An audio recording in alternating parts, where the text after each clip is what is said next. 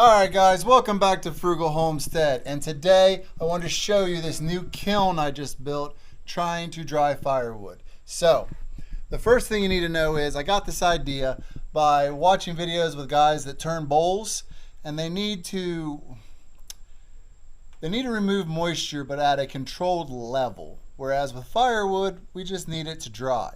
So what I did was I took their designs for the freezer kiln that they do, or some use a refrigerator, and just modified it ever so slightly to do firewood. So let me show you what I built here. Okay, as you can see, this is just an old freezer that somebody painted black. I'm not exactly sure why, but my dad gave it to me for free. He had it sitting around using it for storage, so kind of worked out well. Now exactly what I did here is I made some modifications, but these modifications are more about working for now, because in the future the game plan here is to remove the condenser and open this door here and block that all off and put all my contents in there to allow more room in the kiln, and you'll see what I mean. But the first thing you need to know is I drilled a big old hole in the side with a hole saw, and here, I don't know if you can see that, that is actually a stainless steel line, and it tore up that hole saw. So these older ones, you got to watch it. But then I put this board on, and all it does is close it off so the heat stays in, but we still have room for moisture to leave there. And then on the other side, you come down and look, I started drilling it and it just became easier to put a bunch of little holes in it. So we've got holes going to the inside, and as we go inside, you'll see the holes on the inside there. Then I drilled a hole here because, in case you don't know, kilns sweat.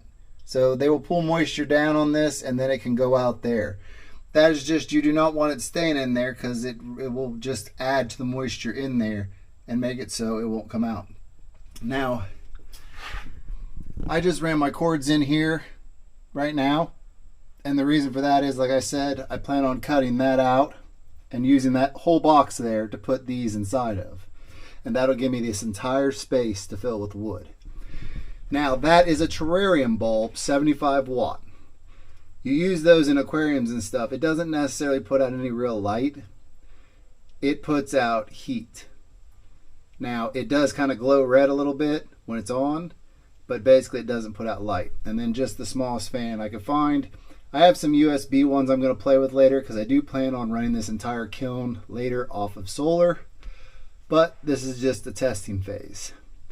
So something you need to know about this is I'm estimating that coming off green wood, it's going to take about 7 days in this for it to fully dry if you're doing something like a hickory or an oak, but I could be wrong. It's all a guess. So what we're going to do here is I'm going to fill this up, turn it on, and just let it run. And then in 5 days, I'll come back and check it. Now what I've done is I've labeled a bunch of pieces of wood, 1 through 5, and I'm going to mix them in the pile that I'm putting in here. I've recorded their moisture at the ends and sticking into the side, and then we will recheck those pieces as well as split them open and see what the inside is live and on film when I open this up. That will kind of tell us if we can do less time or more time. Another thing that I need to let you know is I have an ink bird coming, and basically that'll be able to tell us the temperature inside, and it will also be able to turn it on and off, the light on and off, when it gets up to a certain temp, which is going to save us power leading towards doing solar. Now, I'm about to show you the one component that I didn't put in here yet that I'm thinking about it. I haven't decided yet. Let me show you. Okay, so this is one of those little mini dehumidifiers. I think that it would help, but I just don't know if it's going to be worth it, because when I start running from solar, every watt's going to matter. Now that said, you can see here 1, 2, 3, 4, 5. All right, those are our pieces we're going to go put in there, mixed in, and then those will be our control pieces to test them out after it comes out.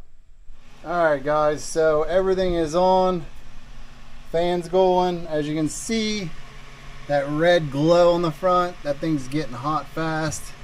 For 75 watts, that thing puts out some heat. I put the wood in, all our numbers are mixed in, and I also did some full round, like branch stock.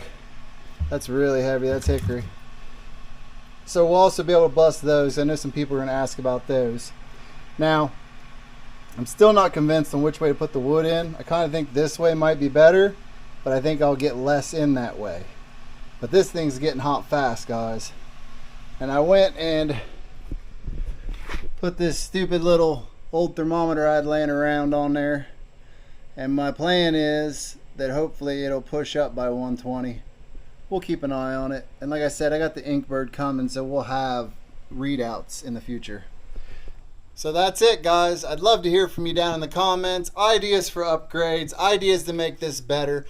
You have to understand this is just a practice tool. We plan on making about 3 or 4 of these and running them off solar here in the garage, strictly for bundle wood, which is usually split smaller, so it should even go faster than what we're doing here. But the long-term goal, and this is long-term, is we've already picked up a wood burner, and we also have the Daka back here if we'd like to use the forced air version.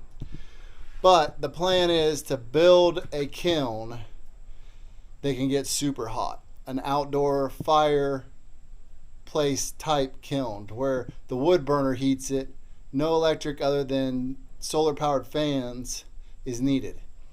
But I'm not going to make one like you see these giant guys do. I'm not doing that. I'm doing one that holds probably 1/3 of a cord with some bundle wood stacked on top to help with separation as baffles, and we're going to cook it. I want it to be done in 3 or 4 days, and that way I can burn my slash in it and have no real cost in the whole thing. So be looking forward to that video. But right now, let's work on this. Let's get these going so that I have bundle wood year round, no matter what. I mean, once you run out of dry wood, you run out of dry wood, and then you gotta go chase dead standing and be checking it and stuff. I don't want that. I want to be able to cut a tree down and just boom, hit it to the kiln. I will lay out for air dry because you can only run so much through a kiln. But if you keep these running year round, you're gonna have stock no matter what, and that's what I'm looking for. So, like I said, hit me on the comments. I'm always willing to listen to what you guys got to say. Anything we can do to make this better. Maybe we'll extend it, make it taller if that 75 watt bulb is enough. Maybe it'll get too hot in there and we'll need to use the Inkbird to shut it down at 150 all the time. I don't know. Let's figure it out together. So make sure you come back because in 5 days, I'm pulling all this and we're going to check some numbers. So make sure you're here. Make sure you subscribe so you can see the results. And I'll see you in the next one.